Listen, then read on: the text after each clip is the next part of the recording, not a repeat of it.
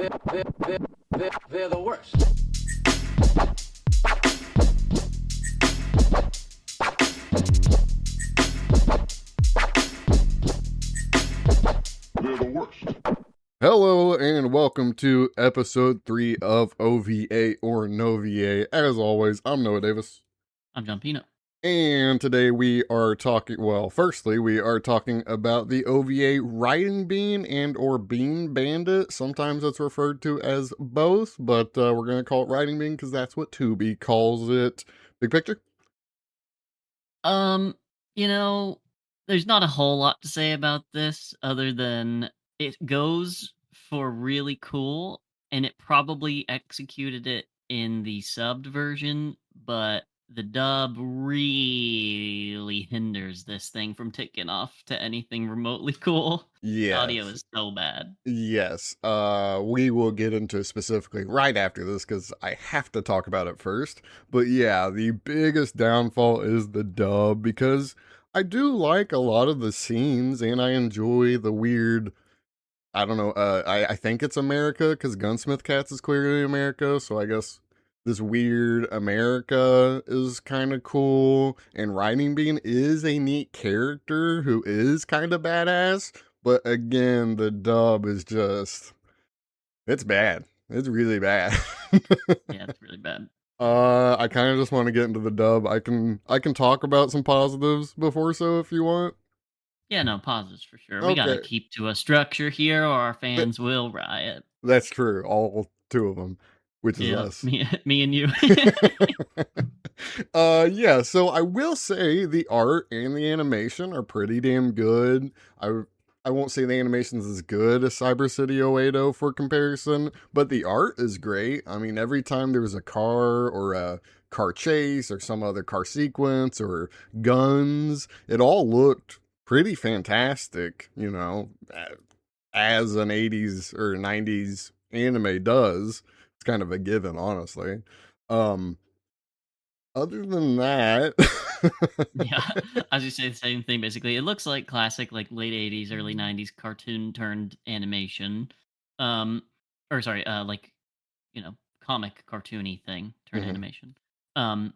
And I agree the violence sequences and some of the car chase stuff could have gotten cool, but again, there's just this undertone of like, what the fuck am I hearing? Why did they record at like 8 different locations, all with like positives. boom mics? But Oh, and then yeah, I mean, it's less of a positive, but not also a negative. But I think the fan service is egregious. You thought mids. I But mean, it was just why fan service in all of these? Like, why is it all of the ones that are these acclaimed OVAs that we should watch are all just fan service? To be fair, there was very little in Cyber City 080.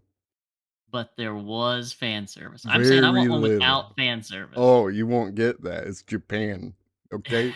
They've gotta have a deflection for adults who watch this, so it's like, oh, it's a cartoon, why are you watching this as adult? And it's like, well, if it's for kids, boobies. why are there boobies?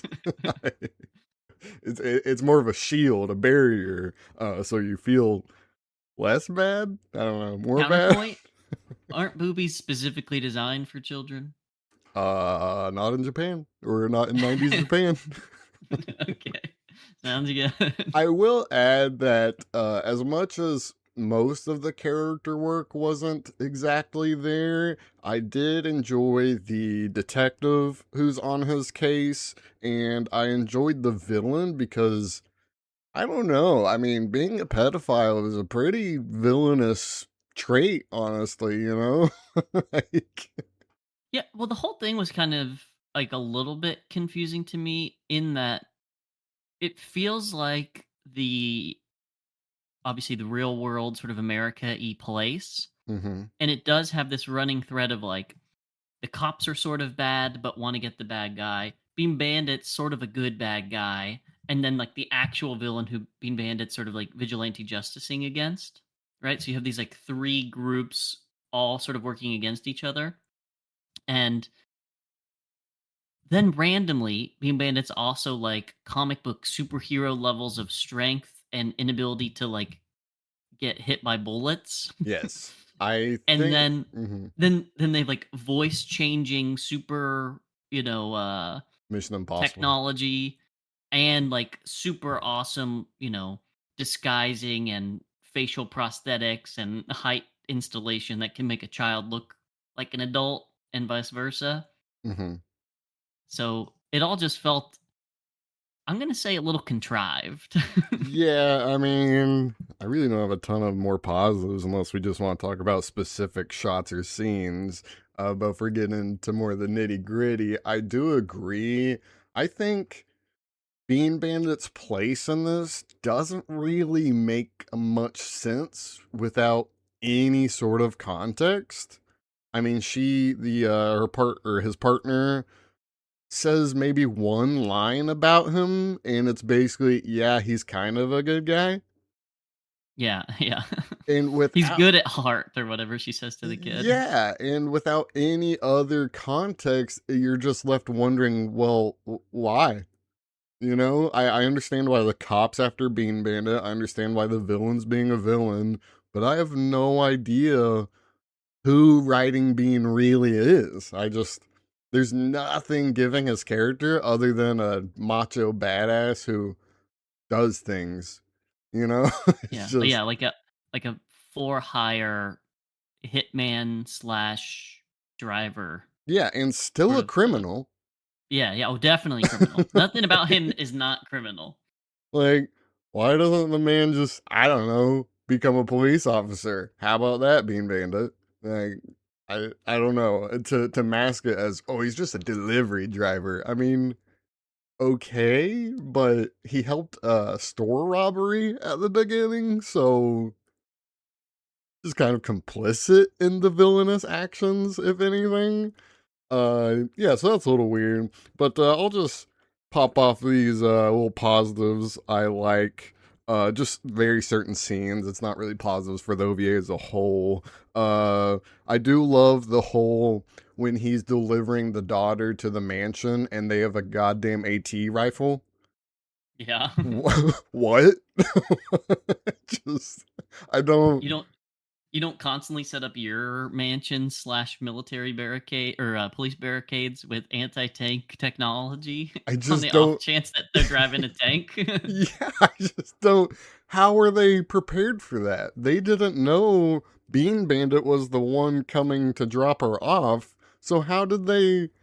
Why did they prepare for that? It's just crazy.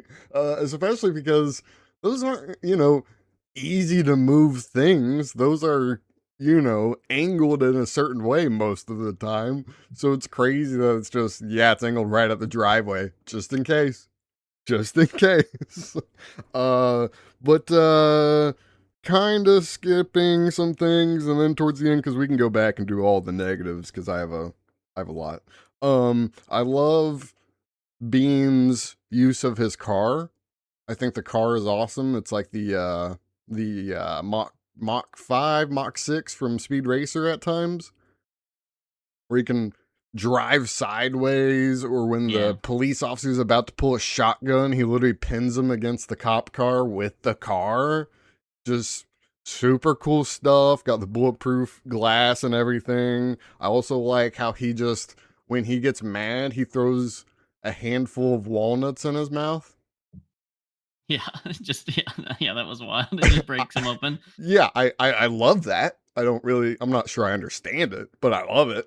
Real Uh, quick to the car point, another mhm. cool feature of the car, the little hole to stick your gun out of. Yes, old mobster shit.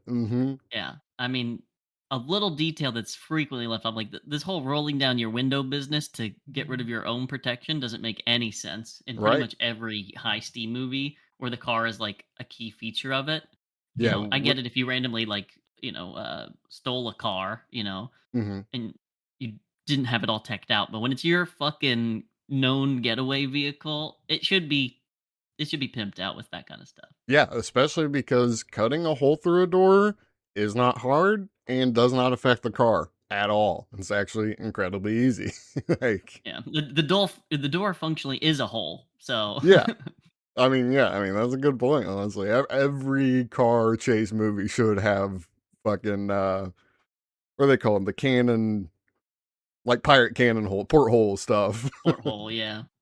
Uh, and then the whole kind of ending where he becomes a superhero all of a sudden and has super strength. I thought that was cool, but it came out of nowhere.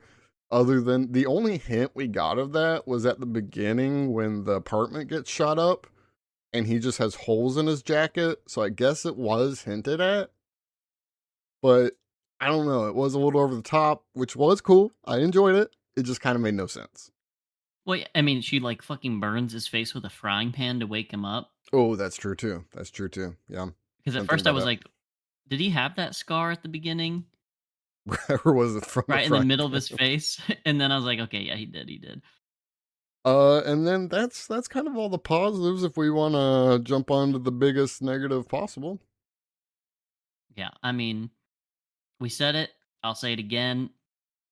I The can extrapolate. audio is so bad. Every single voice is grating, poorly recorded. Sounds like they're not even trying to voice act. They're just like reading words in front of them and probably had like 8 projects to do the same day. So they're just trying to bang them out. Like there was no technical skill involved at all in the dubbing of this show. Yeah, and it seems as though even if they did have some sort of coach or supervisor, from the animation team, it feels as though they had the most minimal stage direction. Because I mean specifically, I mean right at the beginning when Bean is making breakfast and he's slicing the pineapple open, he says something and then kind of grunts the last word, but the grunt happens way after he cuts the pineapple.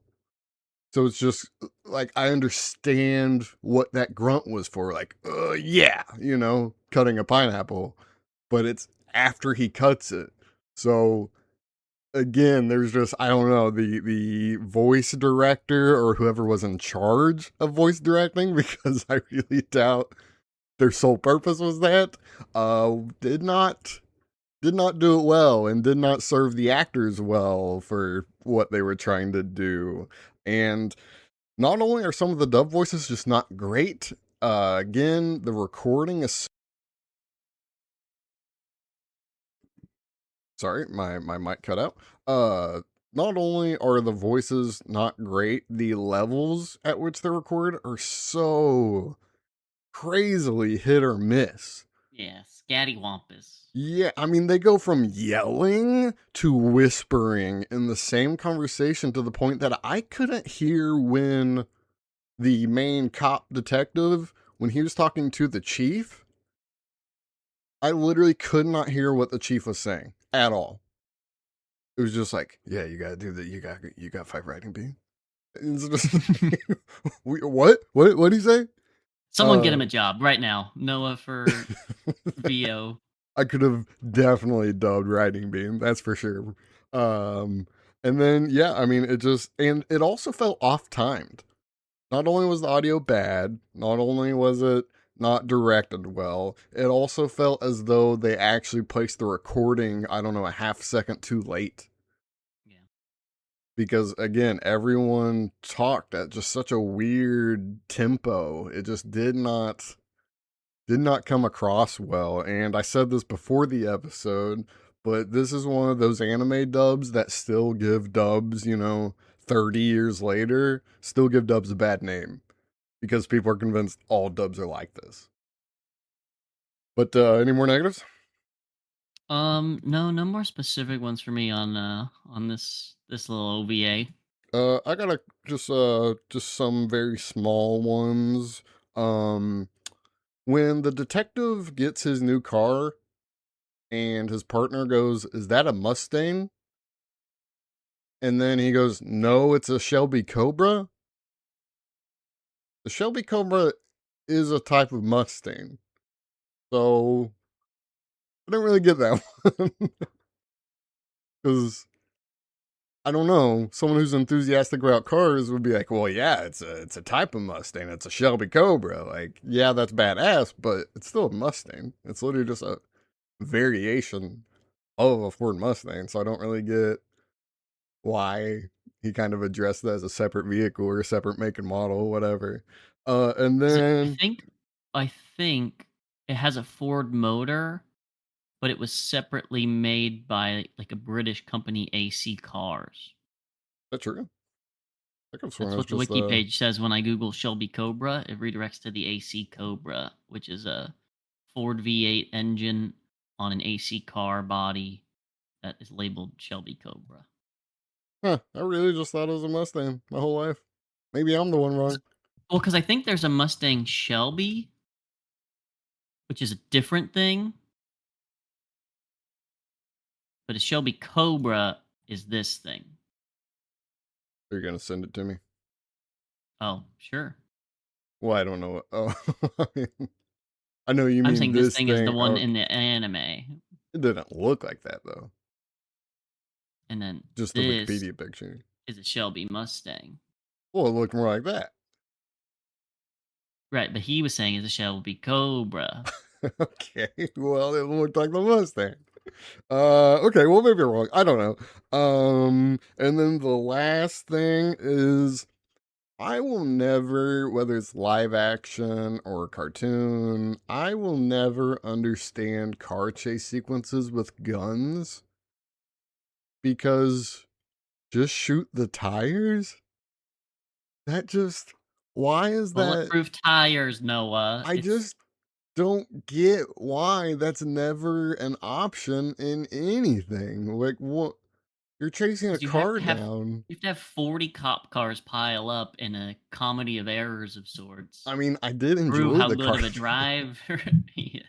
I did enjoy the car chases, and I did enjoy when they were just busting through the cop cars and then the detective busts through the cop cars. I mean, that did have a fun air of comedy, but it's just if you have a gun and you're able to shoot at the car in front of you, shoot at the tires. The car cannot manage well without tires. It's just, and if it does, they're going to leave a trail of grinding, metal on the road underneath. It's just, I don't know. I've never understood it, never will. And I hope one day I see a movie where a car chase is just ended instantaneously by someone shooting a tire. But got any etc. for writing bean? Just the small points of it was only one episode because there was a falling out between the writers. Then the main writer went to make Gunsmith Cats, which we watch next. And then in 2022, the the guy who made both the shows revealed this Bean Bandit project to make a sequel to Writing Bean that was going to be a new series that got picked up and funded on Kickstarter, and then just ended up being the pilot, which is like 8 minutes of what looks to be trash from a quick skim through. I do find it funny that this is so clearly a pilot and not a standalone thing. Just because of the ending, he's like, yeah, I like these cops. They're messing with these cops, and we can keep going here. And then no new episode. It's just kind of, Oh, also wiki page correction. uh-oh. Raleig's signature car in Gunsmith Cats is a 1967 Shelby Mustang GT 500, which is used by Percy in this anime. Boom. So I was right. Eat a dick. Right, but a Shelby Cobra is a different car. He just didn't Right. know what car he had? Question mark. Well, that would actually even be funnier in a way, but they don't make it seem like a joke. I think that actually could have been funny, but too bad. Enjoyed. But or really enjoyed. I think that's all for Writing Bean. I think we can give it the OVA or no VA. Um, it's actually kind of hard for me on this one Mm-hmm. because there was a charm about Bean Bandit's character and the Mm-hmm. overall way it was done, but the audio was so bad. Like if we just watched this one subbed, I bet I would say OVA. So that's sort of why I'm torn. Yeah, so I mean, I say we just say dub no VA, and I assume we're just gonna assume here because we're not gonna rewatch it, but I assume sub would be OVA. I think that's Agreed. fair. Okay. And moving on to Gunsmith Cats Chapter 1, The Neutral Zone. Big picture. Um, you know,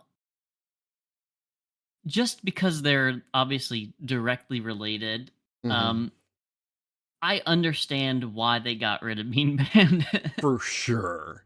This just makes so much more sense. And then to Yes. have, what I presume to be the guy who's replacing Bean Bandit as this sort of like tobacco firearms guy, as sort of our like handsome pro antagonist. Um, just so much better done. Obviously, the Yes. audio is better, animations at least equivalent, if not slightly better. Way more focus on guns, as is the titular sort of thing, as opposed to driving, maybe like the other titular thing.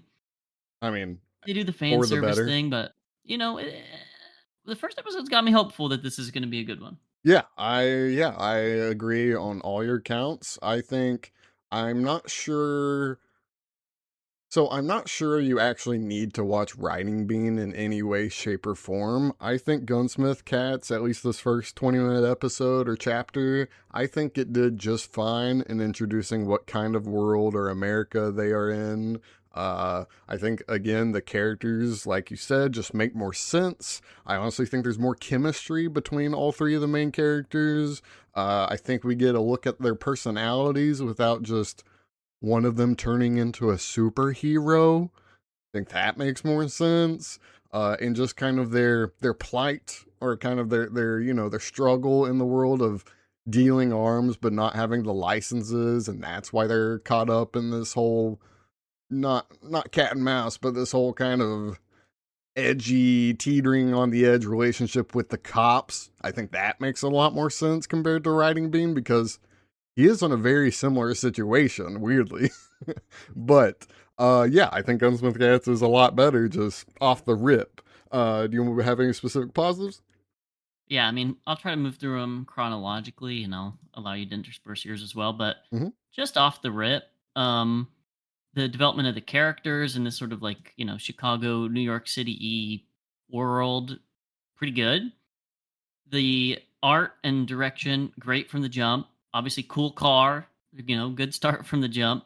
And then after that little beat of like establishing our characters and that they're sort of similar underworldy cops, but not cops, you have a really cool like intro sequence. Like I Yes. really like the intro. Yes, I was. That's really my first point. Is badass theme sequence. Awesome. Yeah. Had this kind of pop art feel with some monochrome splashed in there. Felt very Tank from Cowboy Bebop ish. If people watch anime, they know what I'm talking about. And just a great theme sequence that really sets the tone by itself. Yeah. No, precisely. I mean, I was really ready to watch a good show for it, and I think it mostly delivered. I do think maybe the best part of the show was this episode was this theme sequence, just because of how cool it was. It But was really cool. yeah, that I was don't my know if first that's one. yeah, I don't know if that's the show's fault. Yeah. But Oh, also yeah. the weird little cat thing they do. Like, I still couldn't figure out why they're cats, other than just like you Yes. know women and anime kind of I thing. think it But is just kind of a sexist portrayal of women. I mean, because okay, that's all I got. They didn't even have cats. I was expecting them yeah. to have a cat Or just like have a tail, like just whatever weird anime thing. They're just or fucking cat make a people. cat face. Anime face, ooh woo, Hmm. meow Or, face, yeah, or nothing. like cat women, like they dress up, like Batman, Catwoman style kind of Yeah, thing. Yeah, yeah. but nope, just it's in Or the name, or so maybe there's gonna be in the theme sequence. yeah, or maybe put like them in tactical gear, but for some reason have cat ears on the helmets. I mean, something. I have no idea why it's called a Gunsmith Cats. Other than, of course, the obvious, just being It's the name of their weirdly, business. yeah, Yeah. being weirdly misogynist and just saying, yeah, all women are catty, or whatever. Um, I do love. Wait, were you gonna still go No, or no, keep no, going? no. Okay. No. We can alternate. I do love how the very small details, I mean, they weren't even small at a certain point, but around their house and their gun shop just it gave you a sense of their character work or their characterization without just overly explaining it.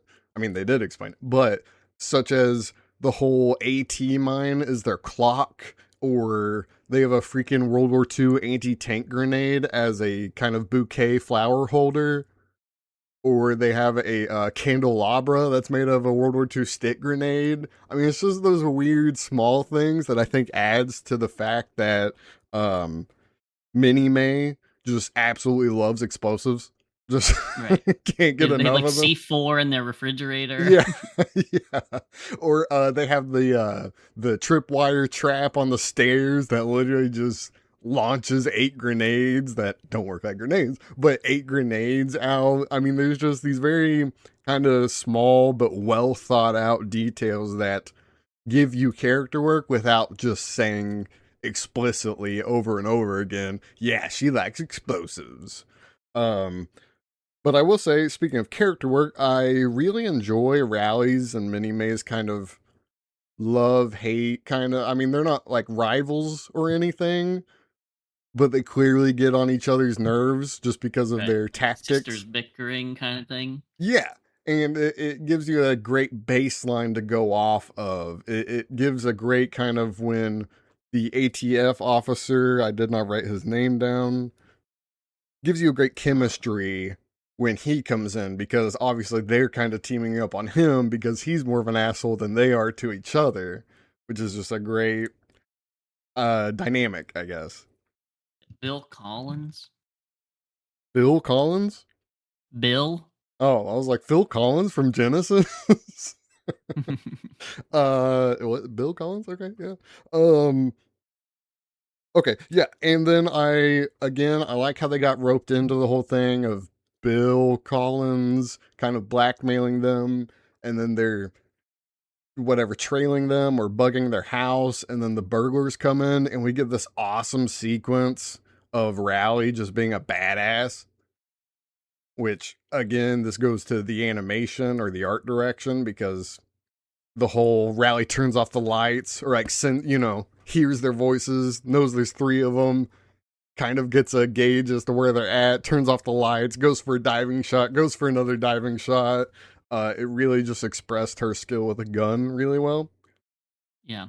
Well, you know what other little detail I liked in relation to that is like one, yes, no weird superhero powers, just like clearly someone who is good with guns. But she picked up a gun and she's like, "Oh, the clip is empty and you left a fucking bullet in the chamber. You didn't know?" Like Yes. just by holding the gun, she knew. Like that's kind of badass. Yeah, no, I mean it's really cool. They quickly gave us reasons to think these 2 women are badass. Just gonna say it over and over again because they are. But I also enjoyed just the comedic element to this whole thing. Writing Bean, just a direct comparison, was funny, but not haha funny. Whereas this got a few ha-has out of me. Again, whether it's the burglary or the when she is talking to the what's his name? When she's talking to the guy in jail, they have a little quick exchange that I thought was humorous, and it's more lighthearted than Brighting Bean was. I think that's fair to say. I do think that's fair to say. Yeah. And then a little more. I just like the design of the characters. The like example being Rally just in this dope ass business kind of attire.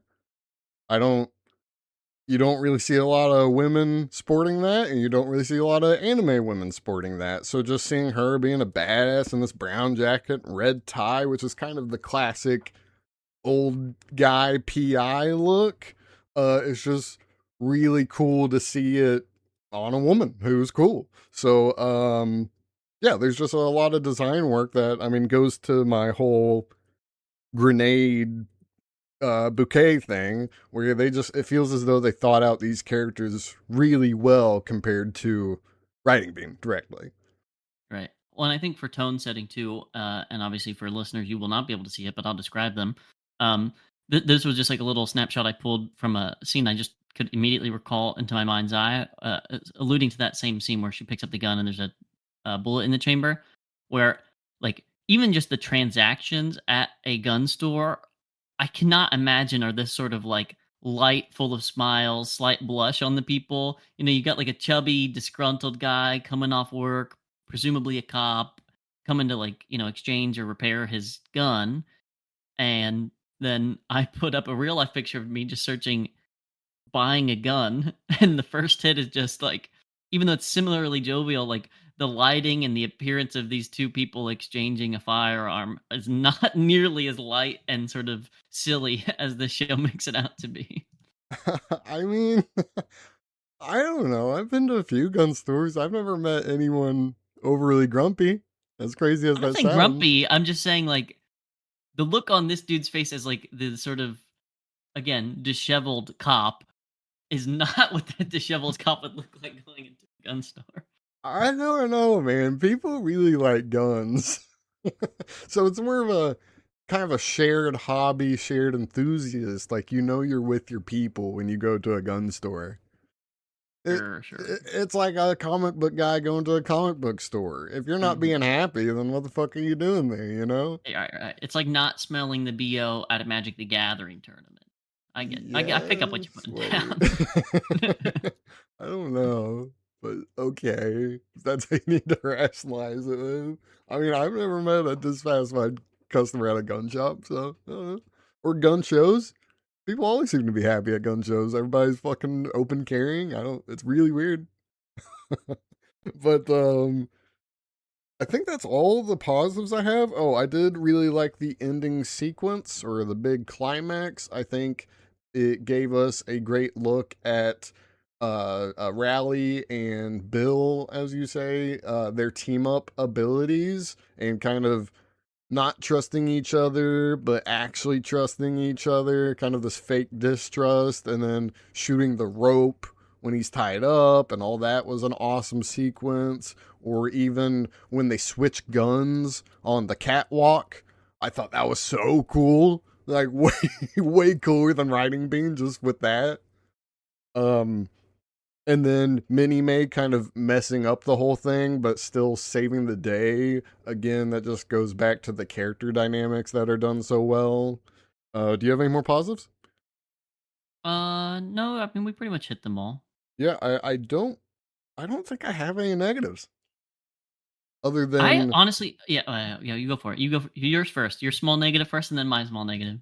I don't know why we needed Rally's bra to be Dude, exposed. yes, that's exactly my fucking small negative. I'm like, it only appears as fan service, Mm-hmm. and it's not even. It's just like it just feels like greasy fucking horny dude couldn't keep it in his pants for one more second and had to slightly undress her. Yeah, because not only does it kind of go against Rally's badass nature, and her kind of embarrassment when she's in her underwear after the burglary scene.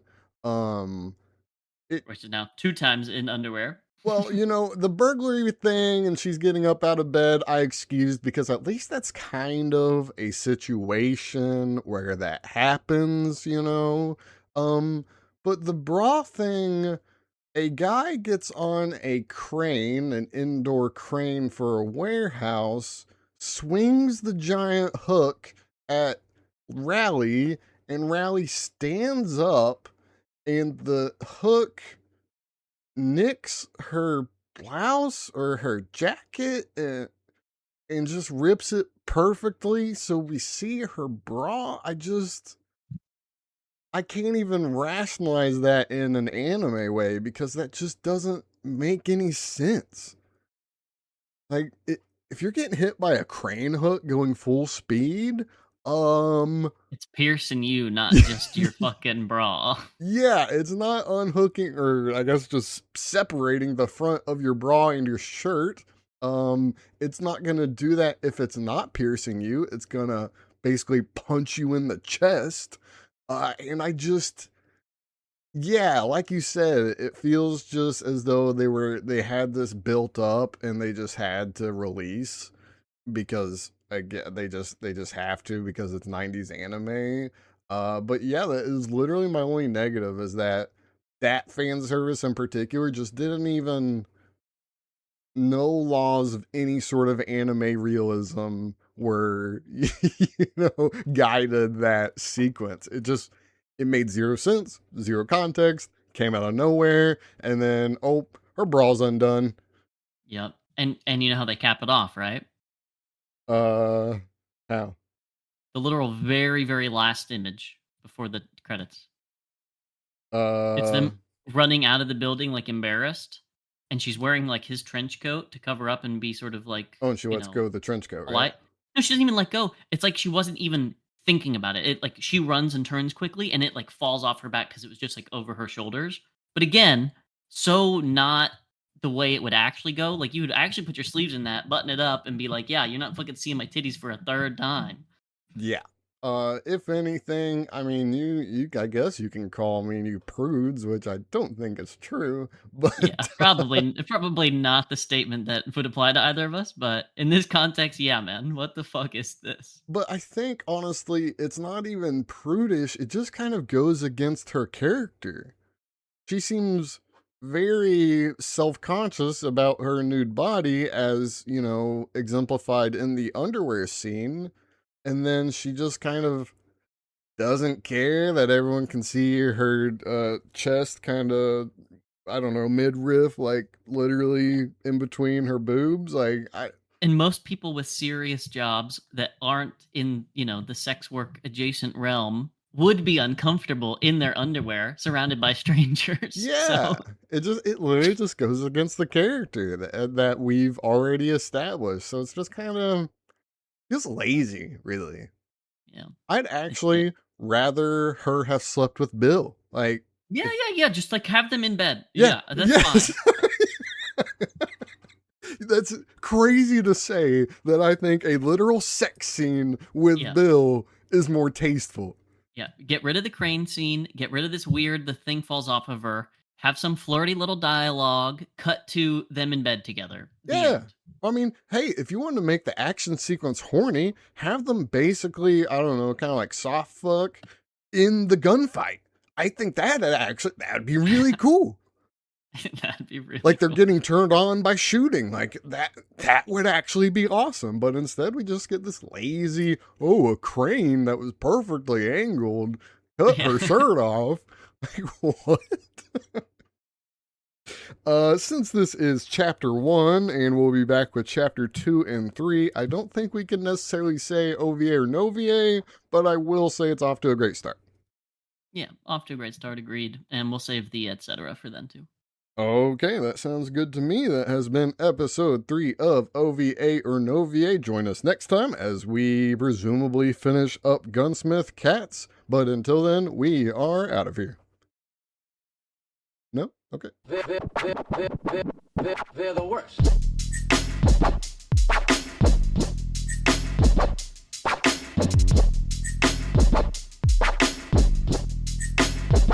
They're the worst.